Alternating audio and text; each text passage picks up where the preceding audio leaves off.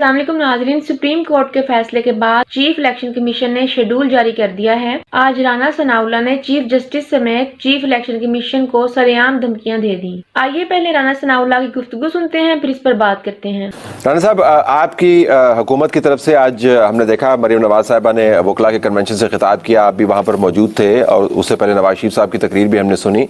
آپ نے بھی اس کے اوپر ذکر کیا اسٹیٹمنٹس میں اور کہا کہ جو 3 جج صاحبان ہیں ان کے فیصلے نے الیکشن کمیشن کے اختیارات کو بھی ٹرانسگریس کیا ہے اور اختیارات ٹیک اوور کر لیے۔ آج الیکشن کمیشن کی طرف سے ایک خاموش ہاں ہے اس فیصلے کے حوالے سے اور واضح ہاں ہے، انہوں نے مان لیا کہ یہ فیصلہ درست ہے، انہوں نے مان لیا کہ 3-2 کا فیصلہ ہی تھا، انہوں نے مان لیا کہ سپریم کورٹ کے جج صاحبان نے جو حکم کیا ہے اس کی تابعداری میں ہم نے وہی ڈیٹ رکھنی ہے۔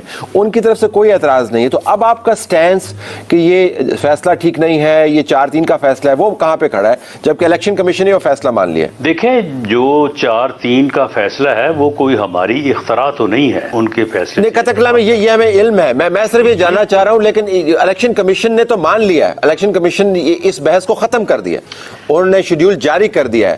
سو آپ بھلے یہ کہتے رہے الیکشن کمیشن جس نے انتخابات کروانے ہیں، دے آر سیئنگ کہ یہ 3-2 کا ہے۔ نہیں، دیکھیں، الیکشن کمیشن کے پاس تو کوئی اختیار نہیں ہے کہ وہ یہ فیصلہ کرے کہ یہ 3-2 کا ہے یا 4-3 کا ہے، اور پھر 4 معزز ججز کی جو رائے ہے اس رائے کو جو ہے وہ الیکشن کمیشن تو نہیں رد کر سکتا۔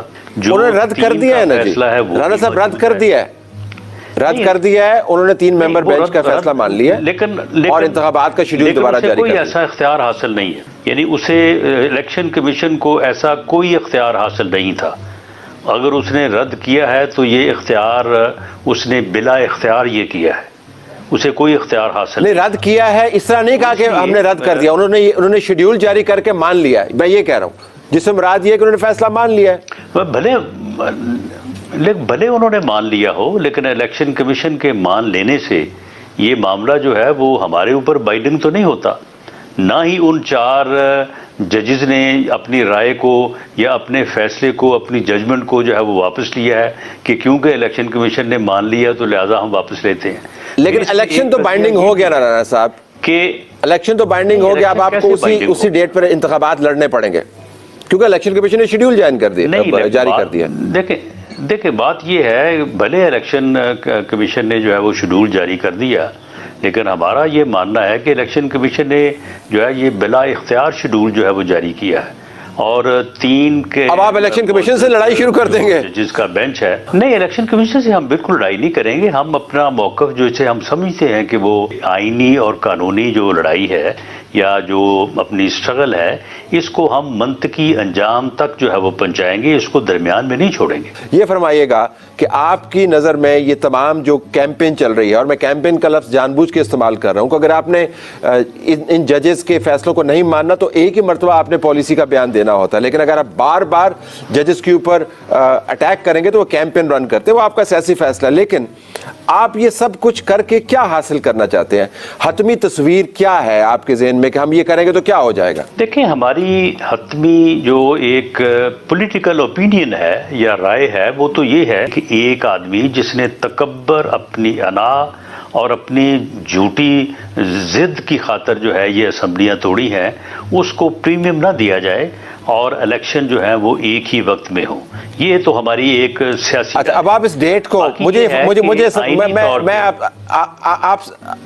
میں آپ سے صرف یہ سمجھنا چاہ رہا ہوں، آپ کی بات کے تسلسل میں میں چاہوں گا کہ اب آپ ہمیں بتائیں کہ اب آپ سپریم کورٹ کی ہدایت کے بعد جس کو الیکشن کمیشن نے مان لیا ہے، وہ ڈیٹ انڈورس ہو رہی ہے، اس ڈیٹ کو چینج کیسے کروائیں گے آپ؟ جی دیکھیں، ہم نے پہلے بھی یہ بات کہی تھی کہ فل کورٹ جو ہے وہ اس کا فیصلہ کرے، یہ بار کی قیادت، وہ تو معاملہ ختم ہو گیا نا رانا صاحب، پاکستان بار وہ اگر سے تو آگے نکل گئے نا جی، اگر سے آگے نکل گئے، اگر سے آگے نکل گئے، جو ہے وہ اگر سے آگے نکل گئے سامنے بھی پیش ہوئے، تو ہاں، تو اب انہوں نے نہیں مانا، انہوں نے نہیں مانا مطالبے کو، جی انہوں نے نہیں مانا۔ اب ہم اپنے اس مطالبے کے لیے کہ جو ایک لیجسلیشن ہوئی ہے اس کے تحت سو موٹو کیسز میں فیصلے کے لیے جو ہے وہ اپیل کا حق دیا گیا ہے۔ صدر صاحب نے کیا سائن کر دیے ہیں اس کے اوپر؟ جی دیکھیں، صدر صاحب نے اگر 10 اپریل تک سائن نہ کیے، وہ اگر انہوں نے واپس بھیجا تو پارلیمنٹ جو ہے وہ اس کو دوبارہ اگر اس کو انیکٹ کر کے واپس بھیجتی ہے